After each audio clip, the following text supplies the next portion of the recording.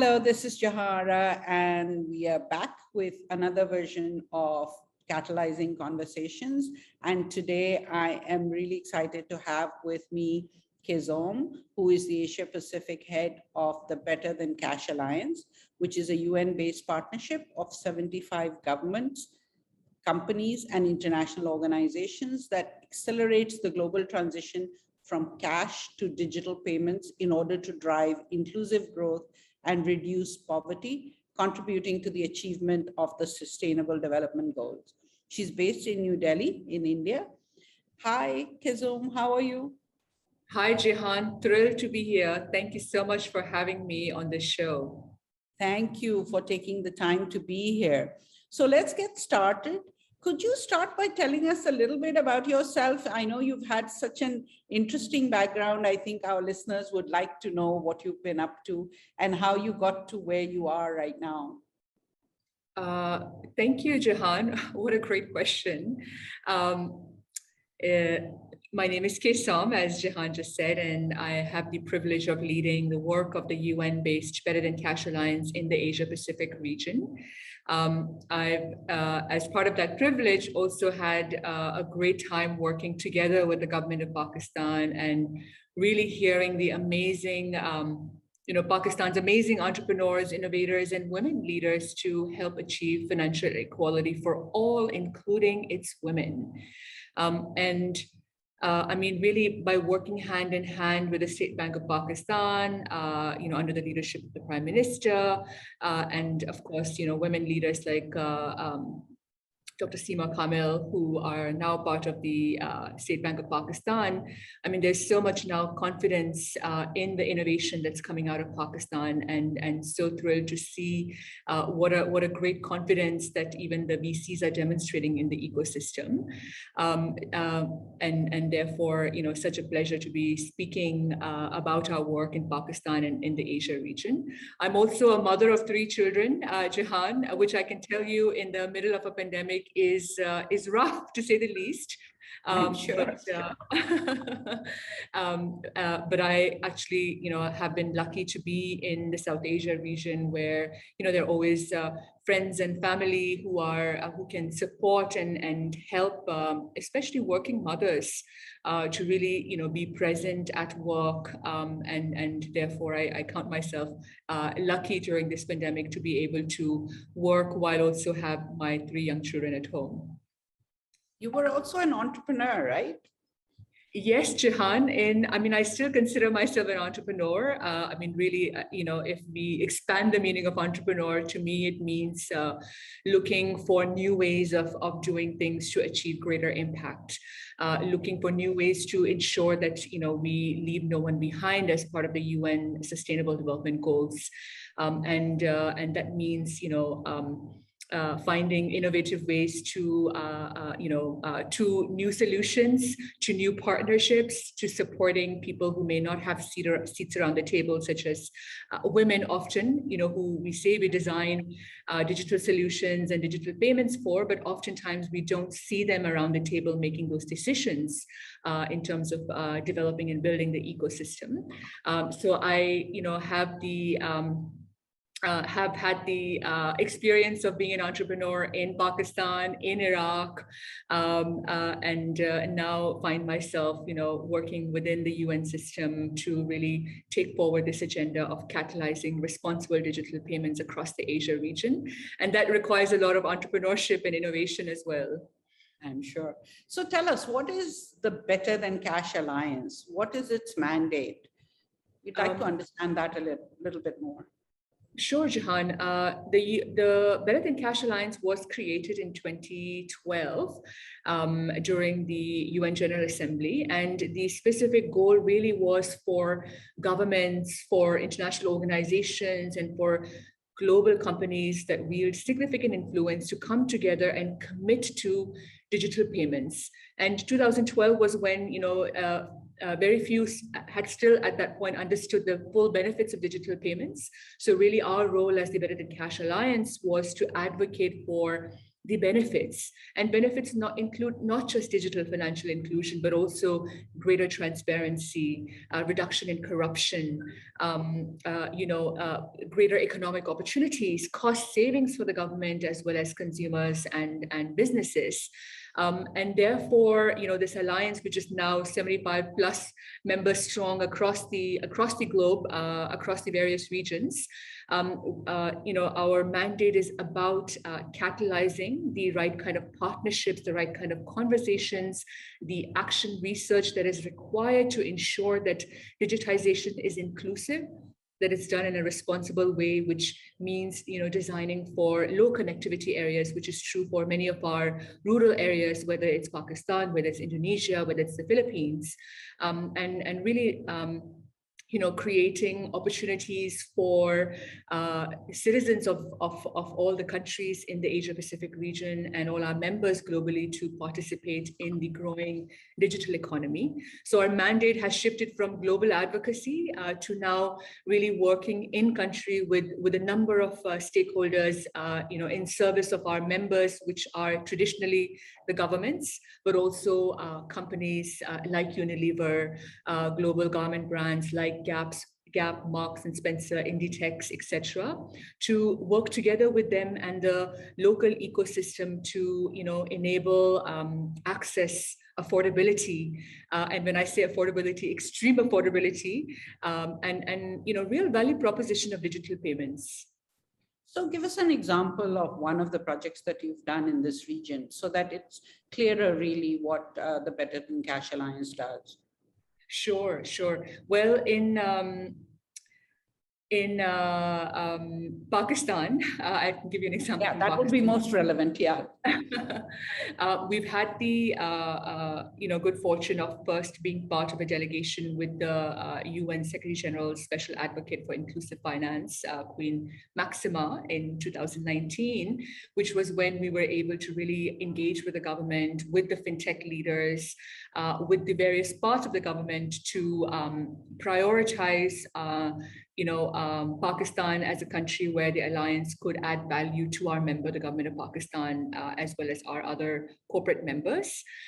We started during COVID-19, based on the request from the Prime Minister's office, as well as the exigencies that COVID-19 created around the elderly's access to their pension payments. Both in terms of distance that they now had to avoid traveling because of the risk of COVID, but also in terms of their digital usage of the pension after receiving it. So we had the good fortune of being able to work together with EOBI, the pension department of the government of Pakistan, and together really, kind of articulate with them the vision and the goals for how to leverage pension digitization as an opportunity to improve the experience of the pensioners in terms of how, digital enrollment and digital disbursement really works around their requirements and needs, and then be able to articulate that vision to scale it beyond, the current scope of the pensioners, to really think about informal workers, independent workers, and sort of create a master plan, so to speak, where EOBI is connecting its pension digitization vision and strategy with what is happening with the broader digital payments ecosystem under the leadership of the State Bank of Pakistan, for example, where there is micro payments through the RAST network that was launched recently, and to really kind of bring together those intentions, those strategies to create the right kind of impact and sequence it in the right way. So that was one area where we were able to lend our support in the form of technical assistance, but also in the form of creating conversations with governments of Colombia, where there have been significant learnings that they could bring to counterparts in Pakistan, because we as an alliance always feel that it's best to learn from each other as governments or as companies, rather than trying to be patronizing and teach, because these are things that I think our members have significant experience in, and they have therefore the ability to also influence results and really chart forward a way forward in terms of the inclusive and responsible digital payments agenda. So that's one such example. We have, of course, great examples from our other priority members in the Asia region, like Indonesia, like India, like Bangladesh and the Philippines. And it's been amazing to work with all of them during the COVID-19 pandemic, especially Jehan, especially because there's such a strong recognition of what governments need to do to prioritize women's digital financial inclusion. I really wanted to ask you a question regarding that. In your opinion, I know how much you emphasize on the fact that women should be included. So in your opinion, how do you think women can change the future of digital payments? Sure. Because I know that's something you feel very strongly about. Absolutely, absolutely. Jehan, a stark reality is that if we look at the statistics from UN Women, they estimate that at least 47 million more women and girls will fall into the poverty line by the end of 2021. So we know that, while the pandemic has affected us all, it has also affected women unequally and actually widened the gender gap. And that's really jarring to me, especially as a South Asian woman, especially as a leader within the Asia region, where when you go into the households, where you go into communities, you see women playing such pivotal leadership roles, at homes, in their communities, and in the last mile. If you take the example of India, for example, where self-help groups, networks run into millions and millions of women who are, making FMCG products or other services of the government accessible to the citizens at the last mile. I'm sure this is true in many parts of the Asia region, including in Pakistan. And so I think, we obviously all know that when we are designing solutions for digital payments, that customer centricity also includes, women centricity. Digital payments is not asexual. As of now, it's a very gendered domain where it's designed by default for men.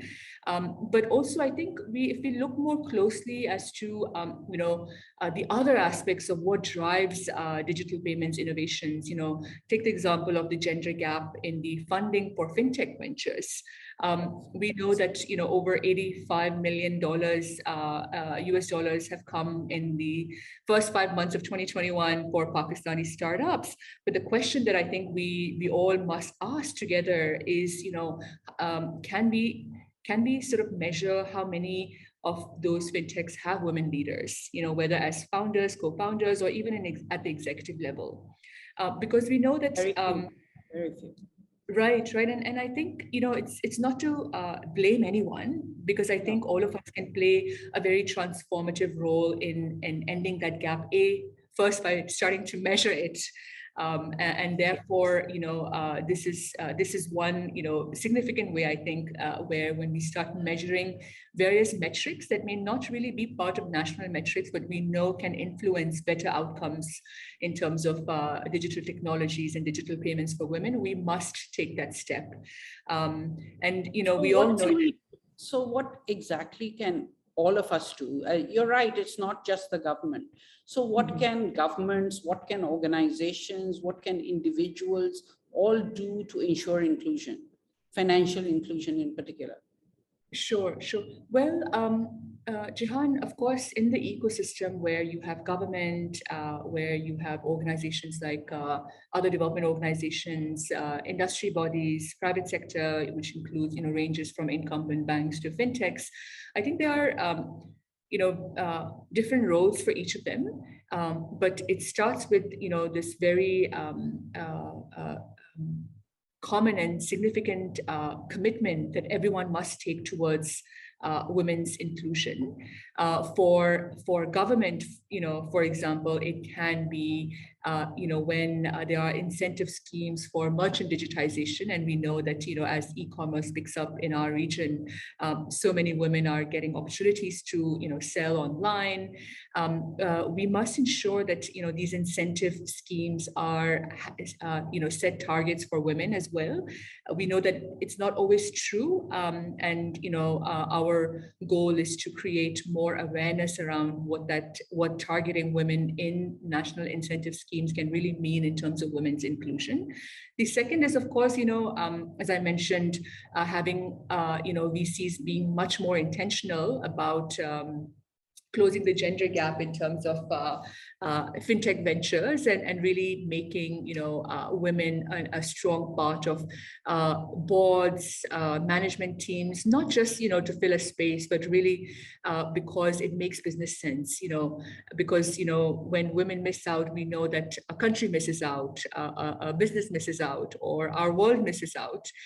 So that's another step that can be taken. And then we know that women's experience online is very different to men, right? Oftentimes, one of the rationale that I have heard in more traditional or conservative conversations is that mobile phone exposes women to bad influences, and that's where I think a significant re-education is needed around kind of dispelling that myth, but also to make online spaces more safer for women, Jehan. The solution should not be not to give access to women, yeah, but the solution should be to make these spaces safer and accessible for women, right? Absolutely, absolutely. More women-friendly, more accessible, more safer, and also having redressal mechanisms that they can go to seek the protection, the redress needed when things go wrong for them. So I think these are some very important ways in which we can come together. Okay, so what's your take? You've been seeing what's happening in the region in terms of innovation in fintech and in digital payments. What's your take on what's been happening? Do you think that there have been encouraging signs, and what are the areas that you feel are still missing that need to be addressed? Jehan, definitely encouraging signs. I mean, if we were to just measure by dollar figure, it is very encouraging sign, even just for a country like Pakistan, but also across the region. We have so much more innovation, different business models that are being more domestically grown, where it's not the West coming to the region, but rather the region innovating across borders, whether it was the recent partnership between Malaysia and India, for example. So I think these are definitely very encouraging signs. In terms of what's next, I think we definitely need to work together as leaders in these countries to ensure that we are together advancing women's financial equality and really improving their access to the foundational infrastructure required to be a key and integral part of the growing digital economies in their countries. Secondly, I think that, as I mentioned before, we need to design for extreme affordability and real impact. How does it improve lives? What is the time savings? Tangible and real. And the third, which I think is emerging more and more now, as everything moves digital, Jehan, is the idea that digital payments and digital solutions need to be responsible. For example, privacy itself needs disruptive technology, because even if people want to act today to be more, to sort of choose more privacy, or businesses want to protect them, we know that there's still lots of investments that we need to make in the technologies to make it happen in practice. So I think being really intentional about creating a better and more inclusive ecosystem, more privacy-forward consumer products, and really kind of creating the space for more inclusive and innovative models in the region, I think are going to be important parts of creating real impact in the region. So have you seen any good examples of that in the region, anywhere that maybe the rest of us can learn from? Well, I mean, so many. Pakistan has so many to offer as well, Jehan.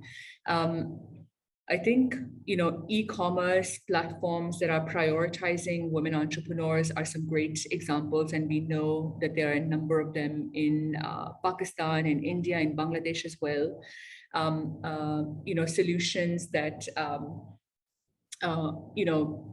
for example, for small retailers, solutions that link their digital transaction history to working capital so that they can, escape the informal credit cycle and use affordable credit based on demonstrating, their historical, credibility to grow their businesses. I mean, so many examples, Jehan, and from a UN Better Than Cash Alliance point of view, I think we have started to engage more at the fintech industry level, because fintechs are increasingly part of the solutioning process, especially in terms of digital public infrastructure and how to create the right innovations, the right product suite, the right use cases on top of the digital public infrastructure that we see coming up across the region. So, but still, Keyzom, wouldn't you agree that in our region, cash has always been king, and it will involve a lot of behavioral change in order to bring people to the digital platform? And not just in the cities, we're talking about beyond the large cities, going into smaller towns and villages where the larger population in our countries live. How do we go about doing that? And is it already happening? What more can we do to bring about that change? Jehan, absolutely. I mean, as we speak, even in the FMCG space, in the region, I mean, I think we are anywhere between 80 to 90% still in cash. So there is a lot of work to be done. For us at the Better Than Cash Alliance, we don't advocate for digital payments at the cost of convenience or efficiency or what works already, but rather that digital payments should be better than cash, right? And that's where I think there's a lot of emphasis that we put on the responsible principles of digital payments, on the partnerships and the collaborations required for the last mile ecosystem. And I think we are definitely still figuring out, as well as our members.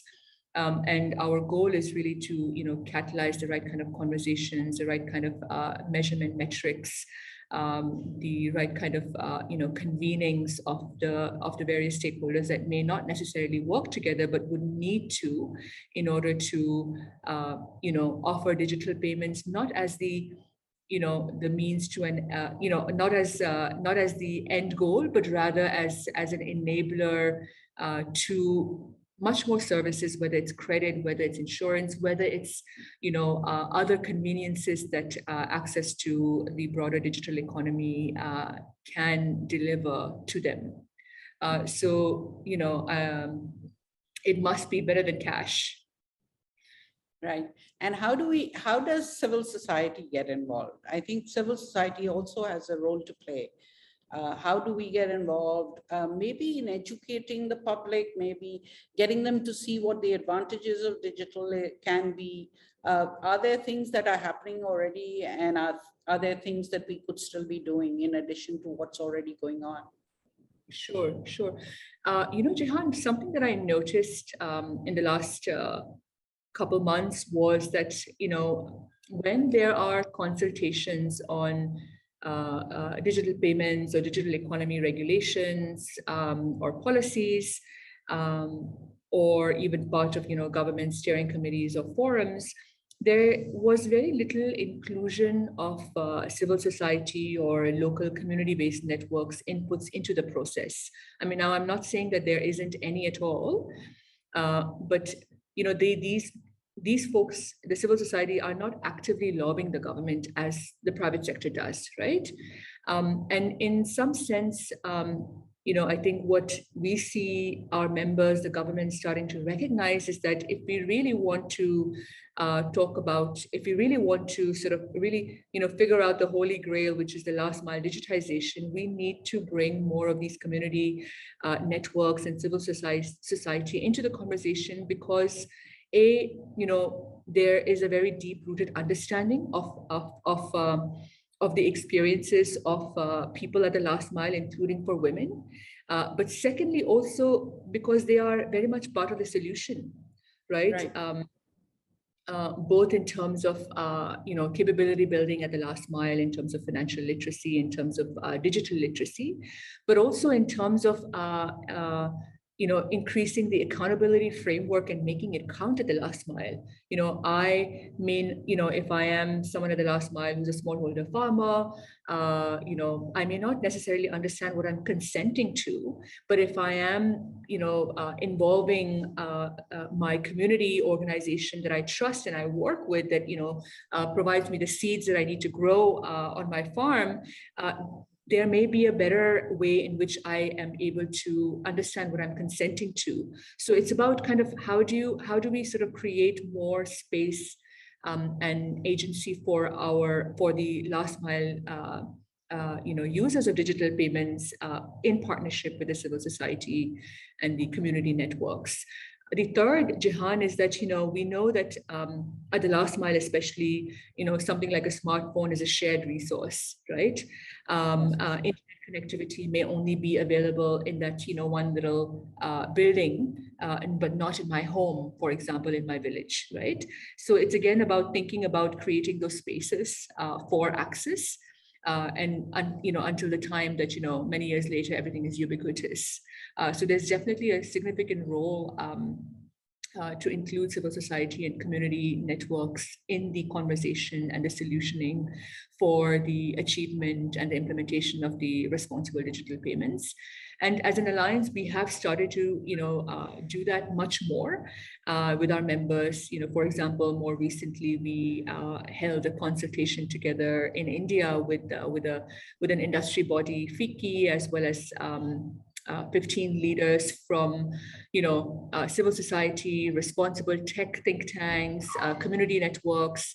And together, we were really kind of able to uncover some of the barriers to women's access, whether it was, just simply access to mobile smartphones or mobile phones, but also in terms of the distance that they have to travel when they need to, sort of cash out or cash in, especially if they're serving as, in the consumer-facing roles of business correspondents, providing the last mile banking services in rural areas.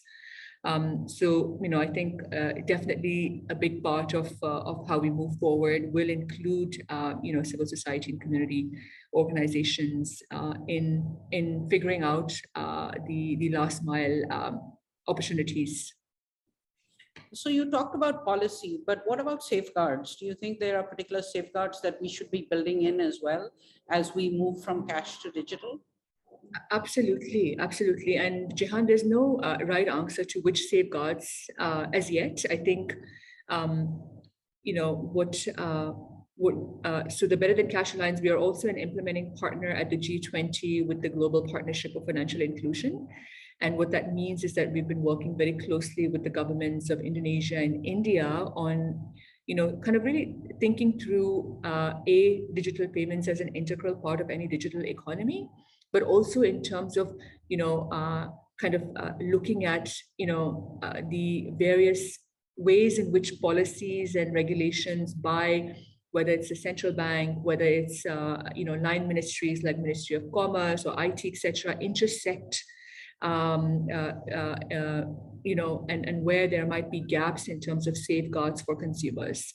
So I think safeguards are going to be a big opportunity area, and the next, I think, goal for many of our members in the region, where it's about figuring out what are the right safeguards to put in place, because you obviously want it to be not too much, not too little, but just the right amount. But also, in terms of iteratively testing safeguards, right? It may sometimes work well, but sometimes it may not. And an example I can give you is that, as part of KYC safeguards, there are requirements in many of the regulations that we've seen around wanting proof of address. But for many micro entrepreneurs, proof of address is quite difficult, or even formal business registration is quite difficult because they don't have a pakka shop, a real shop. Maybe their shop is a tabletop right outside their house. So these are ways, and this kind of then doesn't let them become the merchant that they would like to become, or even sort of, get on board into digital payments. So I think, the approach is about testing, piloting, figuring out what works, and then scaling it. Okay, that's terrific. Are there any other areas that you think we should be looking at? Is there any way that the Better Than Cash Alliance can be working more closely with the Pakistan government, as you seem to be doing a lot with Indonesia and India? Are there more things you could be doing locally with Pakistan to accelerate the usage of digital? Absolutely, Jehan. Pakistan is a priority member of the Better Than Cash Alliance.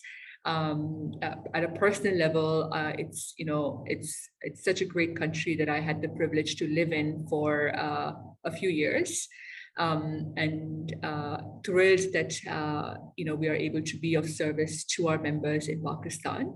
Now, in terms of our focus is, as you can see, it's very much around convening groups of stakeholders that don't typically work together, creating a shared understanding of what the opportunity areas are, and then really working together with our member, the government of Pakistan, and with the private sector to catalyze those actions. We have an amazing team that works together in Pakistan, including based in Pakistan in Karachi. So very much look forward to the merchant digitization agenda in Pakistan, to the pension digitization work that we've started with the government of Pakistan, and to really prioritizing financial equality for women in Pakistan. And this is something that, I think is a reality that, is possible because we have leaders such as yourself, such as Deputy Governor Seema Kamil, and so many others in Pakistan, Jehan. So I really believe that in partnership, there's much that we can achieve, and we look forward to being of service to the country and to our member, the government. Okay, that's great. So I was just thinking as we were chatting that there are a lot of startups now, a lot of young people who are looking at creating new solutions that can be more attractive for people who are looking at going digital.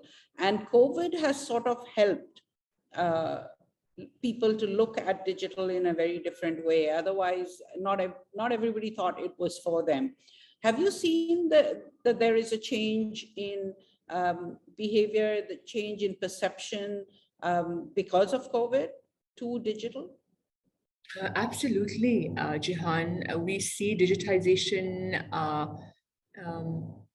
changing not just behaviorally, but also the accelerated rate of digitization, which is, of course, fantastic. And, I don't think as the Better Than Cash Alliance, we need to advocate anymore for, digital payments, but rather that responsibility agenda is often missing, right? Because an accelerated rate of digitization means that, an example I can give you is in Bangladesh, there were, 2.3 million new mobile financial services account opened within 2 to 3 weeks, so that the government could pay wages to the government workers.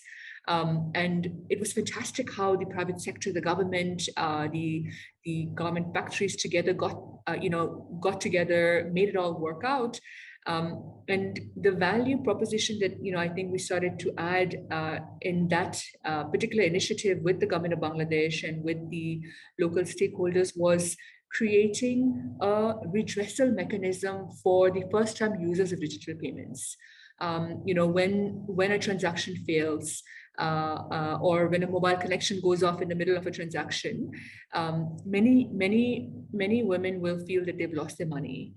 So how do we, one of the easiest way to build trust in digital payments is to ensure that the grievance redressal mechanisms are responsive, are being tracked, are also being accountable to central bank regulators to ensure that these grievances are being resolved in a timely manner.